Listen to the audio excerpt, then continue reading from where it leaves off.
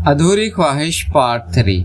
वो आंटी भी बहुत खूबसूरत थी। अब मैं दिल में ये सोच रहा था कि किसी तरीके से आंटी का मोबाइल नंबर ले लूं, क्योंकि मैं अपनी अम्मी के सामने उस आंटी से कोई ऐसी वैसी बात तो नहीं कर रहा था। और फिर एकदम मेरे दिमाग में एक तरकीब आई। मैंने कहा अपना मोबाइल अपने सामान में छुपा देता हूँ, क्योंकि मेरी अम्मी के पास मोबाइल तो था नहीं। फिर मैंने मोबाइल गुम होने का नाटक किया।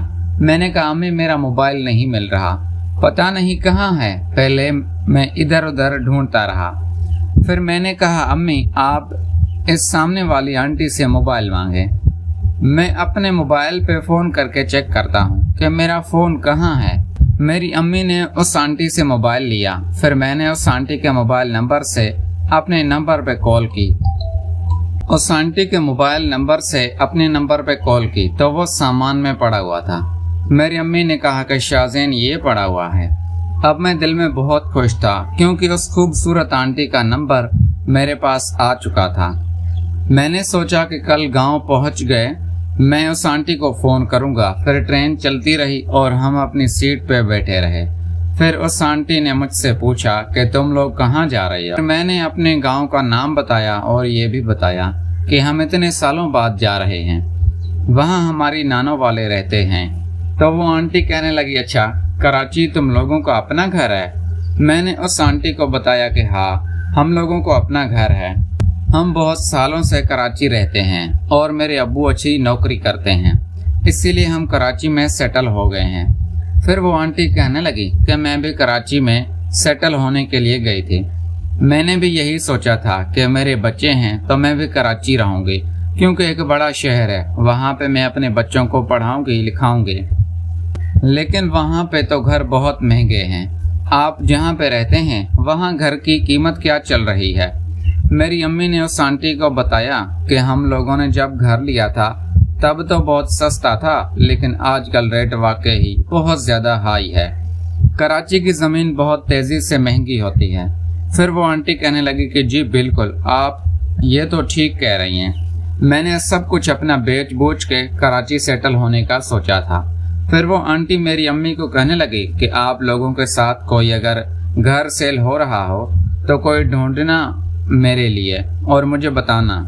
मैं अभी अभी गांव जा रही हूँ, वहाँ पे मेरी ज़मीन है उसको बेचने। कुछ बेच के आई थी, कुछ और बेचने जा रही हूँ। मेरी अम्मी ने कहा कि हाँ क्यों नहीं, हम पंजाब 10 दिन लगाएंगे, उसके बाद हम वापस कराची आ जाएंगे। तो आप एक काम करें, शाहज़ैन को आप अपना नंबर दे दें, हम शाहज़ैन के नंबर से आपके साथ राब्ते में रहेंगे।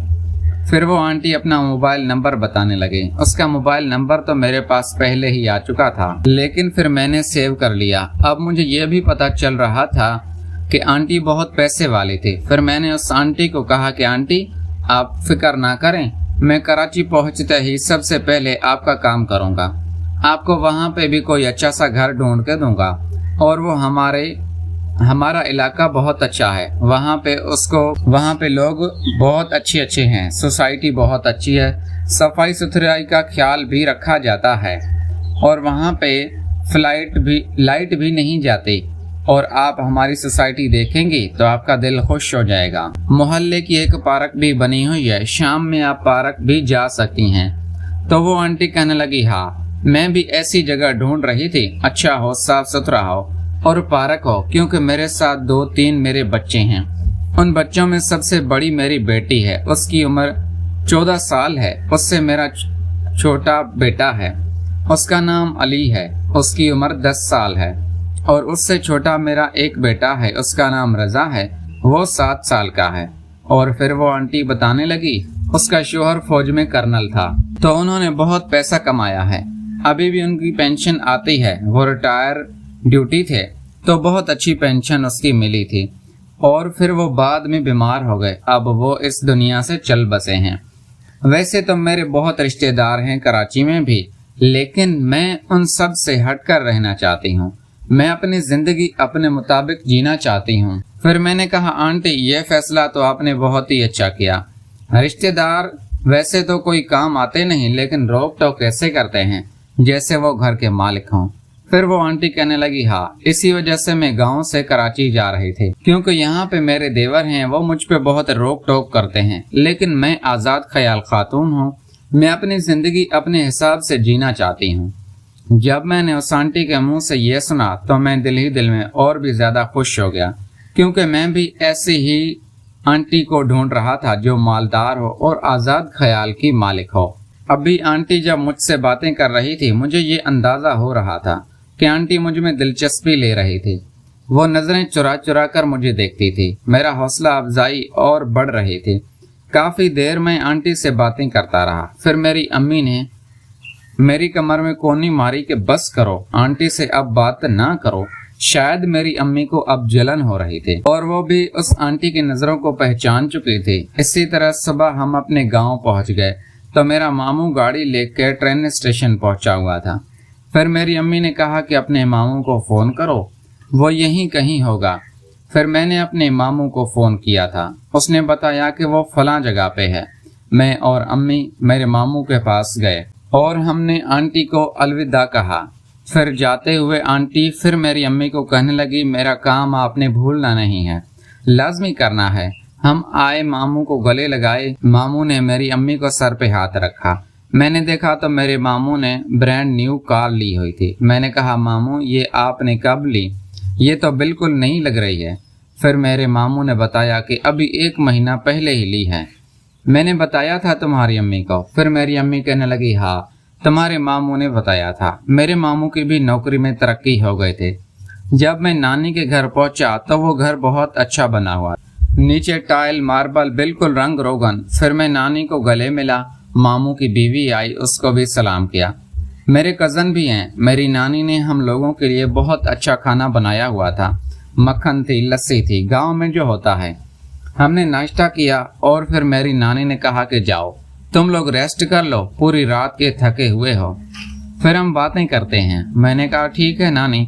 मैं कमरे में रेस्ट करने के लिए जा रहा था तो मुझे कमरा नहीं मिल रहा था। नानी ने आवाज दी, रिमशा, शाहजैन को उसका कमरा दिखा दो। जब मैं आखिरी दफा आया था तो रिमशा बहुत छोटी थी। रिमशा मेरे मामू की बेटी थी। अब मैंने रिमशा को देखा तो देखता ही रह गया, क्योंकि रिमशा पे जो हुस्न आया था वो तो लाजवाब था। क्या उसके गुब्बारे बड़े हो गए थे। फिर रिमशा ने कहा, शाहजैन भाई मेरे पीछे आए।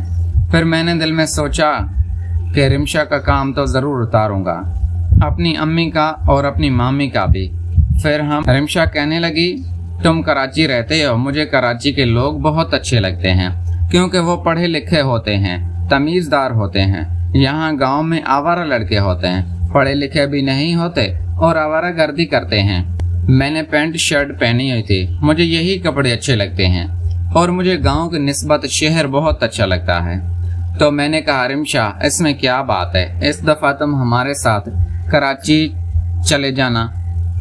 फिर रिमशा कहने लगी, हाँ मैं अब्बू से बात करूंगी। मैंने देखा तो रिमशा भी मुझसे अट्रैक्ट हो रही थी। असल में मेरी पर्सनैलिटी देखने में बहुत अच्छी थी।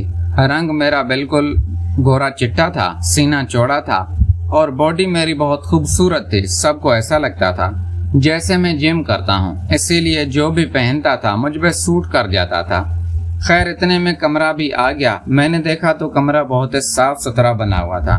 मुझे रिमशा कहने लगी, शाहजैन भाई ये मैंने आप ही के लिए साफ किया है। मैंने कहा, शुक्रिया। फिर वो मुझे कहने लगी, ये तुम्हारा कमरा है और ये बराबर में तुम्हारी अम्मी का है। मैं तो और भी परेशान हो गया, क्योंकि अम्मी तो कहकर आई थी कि वहाँ पे हमें एक ही कमरा मिलेगा। यहाँ तो उन लोगों ने अलग अलग बनाया हुआ था। मैंने कहा, चलो बाद में अम्मी से बात कर लूंगा। फिर मैं चला गया रेस्ट करने। अब मैं बेड पे सोया तो पंखा चल रहा था, हल्की हल्की ठंडी हवा लग रही थी। मेरा जिस्म थकान की वजह से वैसे ही चोर था।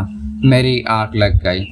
दोस्तों, इस कहानी की अगली किस्त देखने के लिए इस चैनल को सब्सक्राइब कर लीजिए और बेल के आइकन को क्लिक कर लीजिए ताकि नई आने वाली किस्त आपको बर वक्त जल्द से जल्द मिल सके। शुक्रिया।